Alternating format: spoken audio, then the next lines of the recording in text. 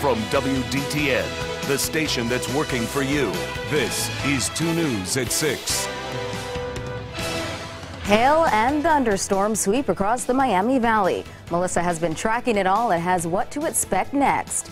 Plus, we're learning new information about a deadly motorcycle crash. Good evening. I'm Dana Smith. First tonight, parts of the Miami Valley saw hail and thunderstorms throughout this very warm day. Let's head over to Storm Team 2 meteorologist Melissa Barrington for a first check of your forecast. And that heat and humidity helped spark those showers and storms. Right now, there aren't any severe thunderstorm warnings at this time, but Live Doppler 2HC is still active. Let's go ahead and take you further to the south here, where we are looking around Clinton County, just to the west of Wilmington. We're looking at some nasty cells here, and also around Morrow in Warren County, and then we also have a few thunderstorms in Butler County as well. Lots of intense lightning. These storms do have a history of producing large hail, anywhere from quarter to $half size hail, and that could spark some damage. We've had several reports throughout parts of the Miami Valley where we've seen trees down and also some damage from some of the hail. Further to the north and west here, just to the north of Richmond, we also have some thunderstorms that have recently blossomed. They do have some lightning associated with them, and the problem with a lot of the storms that we're also seeing tonight is that they're pretty slow moving. Further to the north, we've seen an isolated storm here basically to the east of Russell Point just develop, and it's continuing to push its way south and eastward. So Live Doppler 2HD continuing to show a southeasterly trend with these storms. They are continuing heading down towards the Wilmington area and producing very heavy downpours.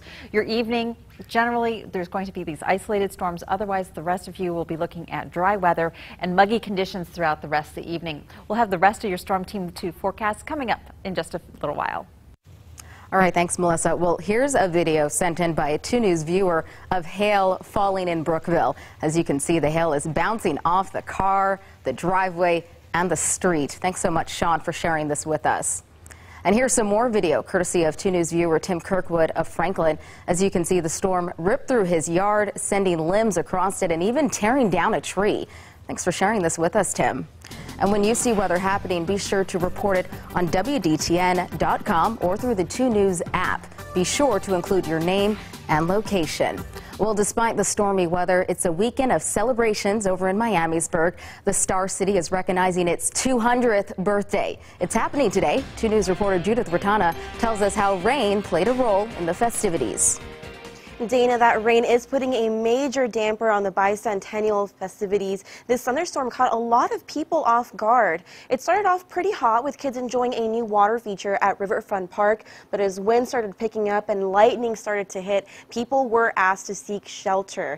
This week marks the 200th anniversary of Miamisburg's founding. This is just the start of a week-long celebration. We saw a time capsule unearthed today with notes from the city's past residents, food and craft vendors also out there today with music planned for the evening. One long-term resident says he was looking forward to this week's celebration. The mayor does a great job, and there are so many good restaurants and breweries in the area, and people come from all around Dayton to Miamisburg, which is great.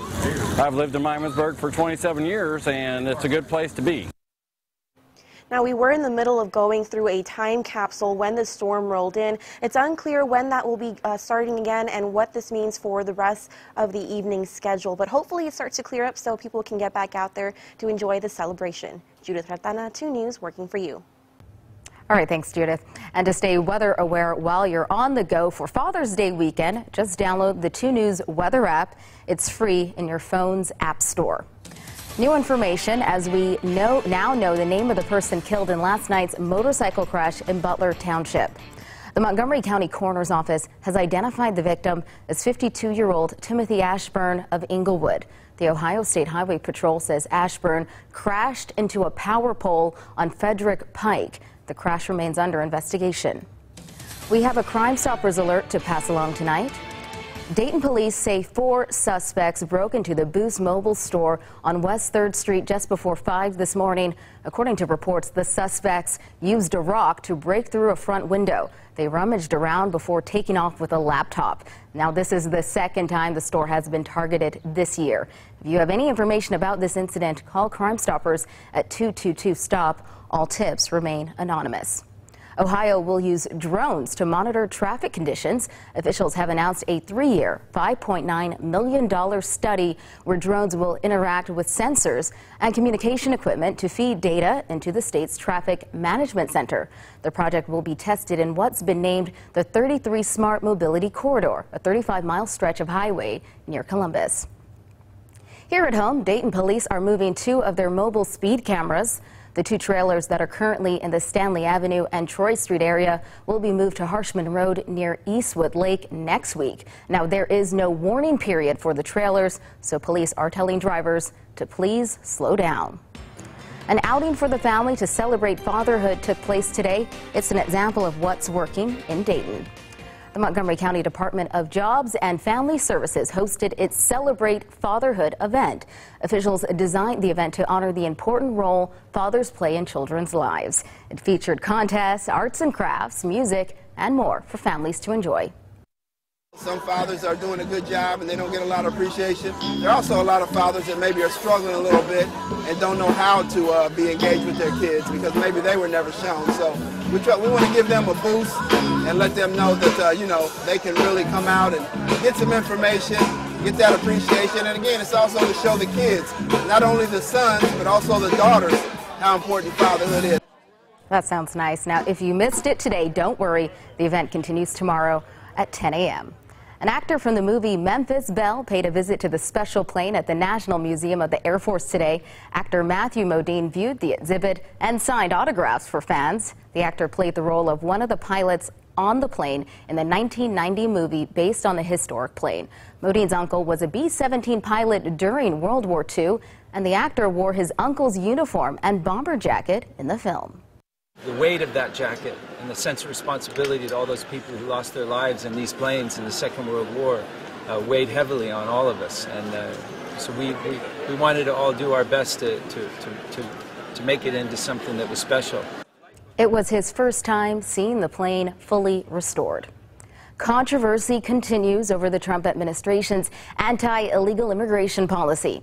How the president is responding to the critics.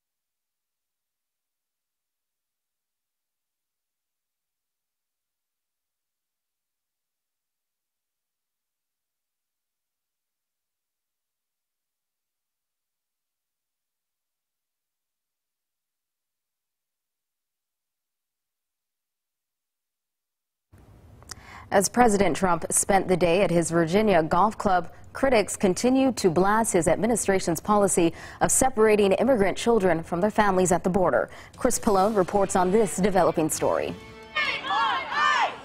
Amid scattered protests, the federal government continues separating immigrant children from their families at the U.S.-Mexico border. The Department of Homeland Security says in a 6-week period, nearly 2,000 children have been taken from their parents and held in government shelters. The Department of Justice will not stand idly by while our laws are being nullified and undermined. The Trump administration hopes changes to the criteria to gain asylum in the U.S. and splitting families apart when they arrive here will deter others from coming.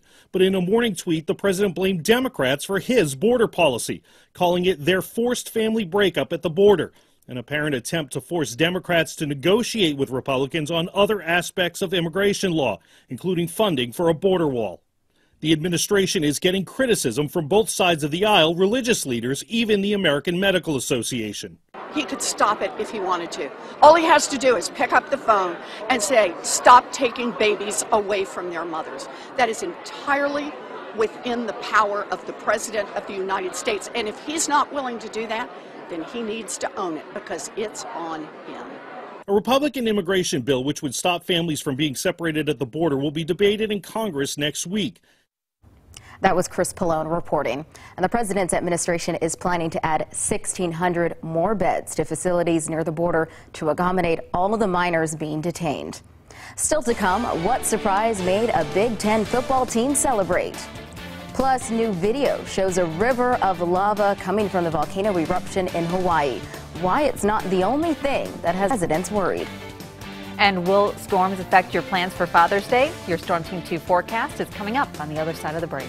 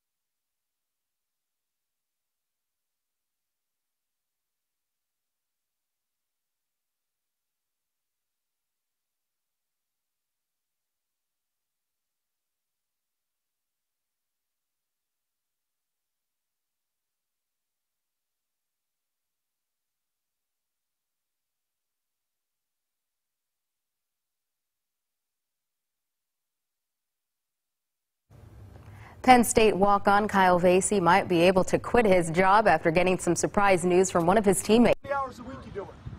25, 30. Quit. You're on full scholarship. Head coach James Franklin surprised Vasey Tuesday after practice with news that he is getting a full scholarship. The coach first asked which players have jobs. When Vasey told him his work schedule, Franklin gave him the good news. It almost seems surreal. Like, I woke up like the other morning, like kind of like, did this like really happen? Like, did this actually occur? Last season, Vasey started all 13 games for the Nittany Lions as long snapper. Caught on camera, 2 giant landmarks in Jacksonville, Florida are no more.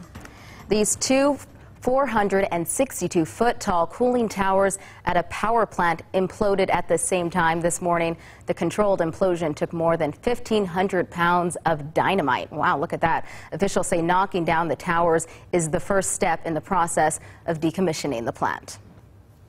Also caught on camera, a volcano in southwestern Japan erupted violently this morning.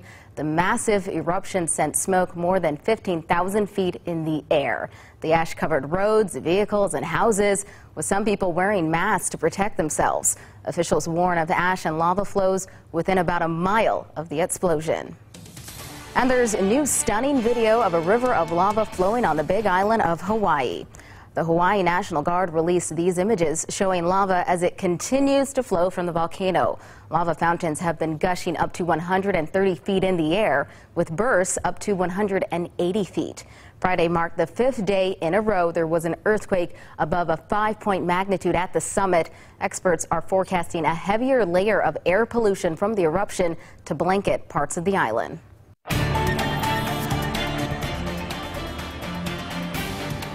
Well, we had a very hot and humid day, and because of that heat, there was just enough instability in the atmosphere to spark a few showers and thunderstorms, and a few of those storms did go severe. Live Doppler 2HD at this hour is still rather active, especially south of I-70 and right along I-70 as you get into parts of eastern Indiana. We'll take you first here to the strongest storms just to our south and just to the west of the National Weather Service here in Wilmington. You can see here in Clinton County still some thunderstorm activity, as well as southeastern Warren County. These storms did have a history of producing very large hail and also some strong winds and some very heavy rainfall too when they first developed, but it was the large hail that was most prevalent with these storms, anywhere from 1/4 to a 1/2 inch in diameter. These new storms here just across parts of eastern Indiana and across portions of western Preble County here have developed in less than about 30 minutes or so. So we're going to continue to track these over the next couple of hours. As you can see here on our Goodwill tower cam, we did have thunderstorms pass through the downtown Dayton area. We even had some reports of some trees down in downtown Dayton and across parts of the Miami Valley.